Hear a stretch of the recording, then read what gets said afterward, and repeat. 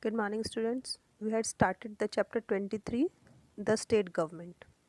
In the first part, we studied about the uh, division of state government, different levels of government, and uh, uh, s- legislatures, executive, and judiciary. Okay, and we also studied about the power and function of the nominal head of state, that is governor. Governor का appointment कैसे होता है, उसका qualification, tenure, पे allowances, इन सब के बारे में हमने पढ़ा था. तो जो स्टेट का नॉमिनल हेड होता है वो गवर्नर होता है, और रियल हेड जो होता है या रियल एग्जीक्यूटिव जो होता है वो है चीफ मिनिस्टर और काउंसिल ऑफ मिनिस्टर्स. तो आज हम चीफ मिनिस्टर और काउंसिल ऑफ मिनिस्टर्स के बारे में पढ़ेंगे. ओके, चीफ मिनिस्टर और काउंसिल ऑफ मिनिस्टर्स जो है वो रियल हेड होते हैं स्टेट के. मेजॉरिटी पार्टी का या फिर कोलिशन पार्टी का जो लीडर होता है उसे चीफ मिनिस्टर अपॉइंट किया जाता है स्टेट का. चीफ मिनिस्टर को गवर्नमेंट अपॉइंट करता है स्टेट का. अगर ऐसी कंडीशन होती है कि कोई सिंगल पार्टी या कोलिशन पार्टी को क्लियर मेजॉरिटी नहीं मिलती, तो गवर्नमेंट जो है अपनी डिस्क्रिशनरी पावर का यूज़ करके चीफ मिनिस्टर को अपॉइंट कर सकता है. जो दूसरे मेंबर होते हैं काउंसिल के मिनिस्टर्स के, काउंसिल के जो मिनिस्टर हैं वो अपॉइंट किए जाते हैं गवर्नर के through on the advice of chief minister. कोई भी पर्सन जो मेंबर नहीं है किसी भी हाउस का, विधानसभा या विधान परिषद का, वो भी मिनिस्टर बन सकता है ना. From the date of his appointment as a minister he must get elected to either houses of the state legislator within 6 month, है ना. तो उसको भी उस व्यक्ति को भी मिनिस्टर चुना जा सकता है जो दोनों हाउसेज में से किसी का भी मिनिस्टर नहीं है, लेकिन मिनिस्टर अपॉइंट होने के 6 मंथ के अंदर उसे दोनों में से किसी एक हाउस की मेंबरशिप लेनी होती है. ओके, अगर वो ऐसा नहीं कर पाता है, वो इलेक्ट नहीं हो पाता है दोनों में से किसी हाउस की मेंबरशिप को, तो उसे इरेज कर दिया जाता है 6 मंथ के बाद उसकी पोस्ट से. ठीक है. नॉर्मल केसेस में जो चीफ मिनिस्टर और उसकी काउंसिल के मिनिस्टर्स होते हैं वो उन्हें 5 ईयर्स के लिए अपॉइंट किया जाता है. काउंसिल के जो मिनिस्टर्स हैं उनमें थ्री कैटेगरीज होती हैं उनमें मिनिस्टर्स की, है ना. सेंटर में भी और स्टेट में भी. ये जो 3 कैटेगरीज हैं वो कौन कौन सी? Cabinet ministers, ministers of state and deputy ministers. जो कैबिनेट मिनिस्टर्स हैं वो हाईएस्ट होते हैं इन तीनों कैटेगरी में, है ना. मिनिस्टर्स की जो तीनों कैटेगरी है उनमें हाईएस्ट होते हैं और वो सब एक साथ काम करते हैं, टुगेदर वर्क करते हैं on the principle of collective responsibility, और उन सबकी जो है सामूहिक जिम्मेदारी होती है. काउंसिल ऑफ मिनिस्टर जो है मंत्री परिषद के जो मंत्री परिषद जो है वो अपनी ड्यूटीज़ को स्टेट में परफॉर्म करते हैं और साथ ही साथ सेंटर में भी परफॉर्म करते हैं. स्टेट लेजिस्लेटर जो है डिसाइड करता है अलाउंस और जो दूसरी अमेनिटीज़ हैं जो चीफ मिनिस्टर को और अलग अलग कैटेगरीज के मिनिस्टर्स को दी जाती हैं. ठीक है. जो पूरा मंत्री परिषद है, काउंसिल ऑफ मिनिस्टर्स है, वो कलेक्टिव रिस्पॉन्सिबिलिटी के प्रिंसिपल पर काम करता है, सामूहिक उत्तरदायित्व के आधार पर काम करता है. वो सब एक साथ, अगर वो डूबेंगे तो एक साथ और तैरेंगे तो एक साथ, ऐसी कंडीशन होती है.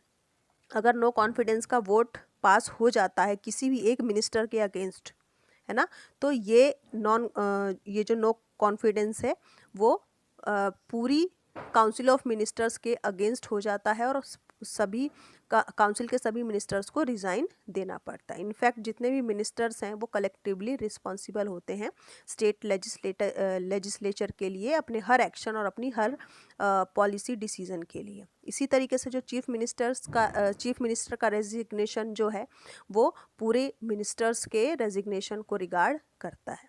ठीक है. Then powers and function of chief minister. Chief minister को क्या क्या पावर्स मिली हुई हैं और वो क्या क्या काम करते हैं. पावर्स एंड चीफ मिनिस्टर का जो पावर और फंक्शन है स्टेट में वो प्राइम मिनिस्टर की तरह ही होते हैं सेंटर में. जैसे सेंटर में जो काम प्राइम मिनिस्टर का होता है वही काम स्टेट में चीफ मिनिस्टर का होता है.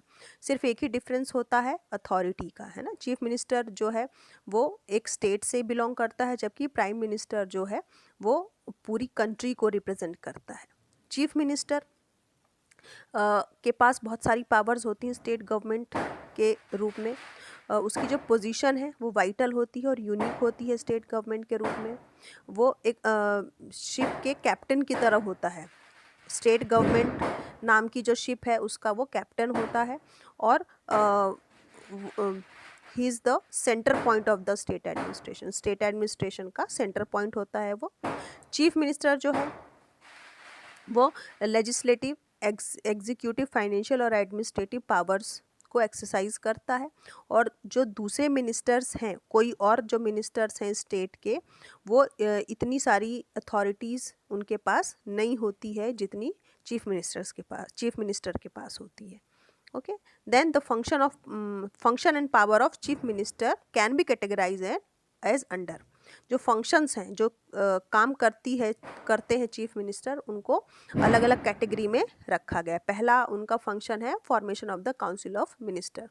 सबसे पहला काम है चीफ मिनिस्टर का कि वो गवर्नर की सहायता से, उनके एडवाइस से अपने काउंसिल के मिनिस्टर्स का चुनाव करते हैं, डिसाइड करते हैं कि किसको कौन सी रैंक देनी है, कौन सा जो है पोस्ट किस मिनिस्टर को देना है, कैबिनेट का मिनिस्टर, डिप्टी मिनिस्टर या फिर स्टेट के मिनिस्टर में से किस पोस्ट पर किस मिनिस्टर को रखना है। ये सारा डिसीजन चीफ मिनिस्टर का होता है। वो गवर्नर की सलाह से ये काम करते हैं। दूसरा है maintain efficiency and recognisation of the council of minister. CM जो है वो एक बार मिनिस्टर्स को अपॉइंट करने के बाद उनकी पोस्ट पर उन्हें रीशफल भी कर सकते हैं। मतलब किसी एक मिनिस्टर की पोस्ट को दूसरे पोस्ट पर और दूसरे पोस्ट के मिनिस्टर को किसी और पोस्ट पर वो शफल कर सकता है। Acting as a link, chief minister जो है वो गवर्नर और काउंसिल ऑफ मिनिस्टर्स के बीच में लिंक का काम करते हैं, है ना। वो गवर्नर को इन्फॉर्म करते हैं जो भी डिसीजंस काउंसिल के मिनिस्टर्स लेते हैं, और जो भी एडवाइस गवर्नर को देता है काउंसिल ऑफ मिनिस्टर, वो सब और गवर्नर जो भी एडवाइस देता है काउंसिल के मिनिस्टर को वो उस तक पहुंचाते हैं। ठीक है। अपॉइंटमेंट ऑफ हायर ऑफिशियल्स, पिछले चैप्टर में हमने ये पढ़ा था कि जो हायर ऑफिशियल्स हैं, जैसे कि advocate general, chairman of state public service commission, vice chancellor of in the university, इन सब का चुनाव गवर्नर करते हैं रियलिटी में, है ना। लेकिन ये जो लिस्ट है इन सब ऑफिशियल्स की, इसे प्रिपेयर करना और गवर्नर को फॉरवर्ड करना, है ना, वो कौन करता है? चीफ मिनिस्टर करते हैं, है ना। तो ये समझा जा सकता है, ये फैक्ट है। इस फैक्ट को समझना बहुत ज़रूरी है कि हालांकि जो गवर्नर जो है, गवर्नर का अपॉइंटमेंट प्रेसिडेंट करते हैं, है ना, प्रेसिडेंट, और चीफ मिनिस्टर जो हैं वो उस स्टेट के, उनको भी कंसल्ट करना पड़ता है गवर्नर के चुनाव के लिए। ठीक है। Then control over finance, finance minister जो है स्टेट के, जो फाइनेंस बिल बनाते हैं वो कैसे बनाते हैं? चीफ मिनिस्टर की एडवाइस और उनकी विशेष के अकॉर्डिंग लेजिस्लेटर में इंट्रोड्यूस करते हैं। Leader of the people, chief minister जो हैं स्टेट में लोगों के नेता होते हैं, लीडर होते हैं, और जो लोग हैं उस किसी भी स्टेट के, वो चीफ मिनिस्टर की तरफ ही देखते हैं अपने हर गाइडेंस के लिए, स्टेट के डेवलपमेंट के लिए, और जो भी एक्सपेक्टेशन है, जो भी चॉइसेस हैं, वो स्टेट के लोग उन्हीं के सामने रिप्रेजेंट करते हैं। ठीक है। तो ये है function of and power of the chief minister. ठीक है। नाउ पोजीशन, चीफ मिनिस्टर की जो पोजीशन है वो बहुत इम्पॉर्टेंट होती है। कोई भी एक्शन जो स्टेट में लिया जाता है वो बिना चीफ मिनिस्टर के कंसेंट और विश के बिना नहीं लिया जा सकता है, और वो एक चाबी की तरह होते हैं मिनिस्ट्री की फॉर्मेशन की, डिस्ट्रीब्यूशन और पोर्टफोलियो का। जो मिनिस्टर्स का होता है वो रीशफल करता है पोर्टफोलियो को मिनिस्टर्स के बीच में, और साथ ही वाइटल फोर्स होता है कैबिनेट के सर्वाइवल के पीछे। कैबिनेट के मिनिस्टर्स का जो सर्वाइवल है उसके पीछे इन्हीं का हाथ होता है। He can even dismiss the minister, वो किसी भी मिनिस्टर को ज़रूरत पड़ने पर डिसमिस भी कर सकते हैं, और वो रेजिग्नेशन भी ले सकते हैं।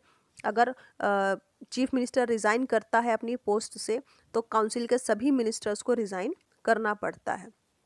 तो ये कहना गलत होगा कि ये कहना गलत नहीं होगा कि जो चीफ मिनिस्टर है वो मिनिस्टर्स के बीच में, जो दूसरे मिनिस्टर हैं स्टेट के, बाकी सारे मिनिस्टर्स के बीच में एक सन की तरह है, और जो बाकी के मिनिस्टर्स हैं प्लैनेट की तरह होते हैं जो उसके चारों तरफ घूमते हैं, और हेवनली बॉडीज़ जो हैं चारों तरफ उनके घूमते हैं।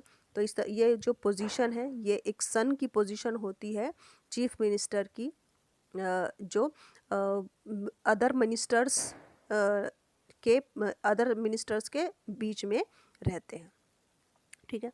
देन स्टेट एडमिनिस्ट्रेशन है ना, चीफ मिनिस्टर और उनकी काउंसिल के बारे में हम पढ़ चुके हैं कि सारे जो पॉलिसी डिसीजन है वो इन्हीं के द्वारा लिए जाते हैं, है ना। तो क्वेश्चन ये उठता है कि फिर एग्जीक्यूट कौन करता है इन पॉलिसीज़ को, स्टेट गवर्नमेंट के, जो स्टेट गवर्नमेंट जो पॉलिसी बनाती है उनको एग्जीक्यूट कौन करता है ना। डिस्ट्रिक्ट जो है प्राइमरी यूनिट होती है एडमिनिस्ट्रेशन की, है ना, लोकल सबसे छोटी यूनिट होती है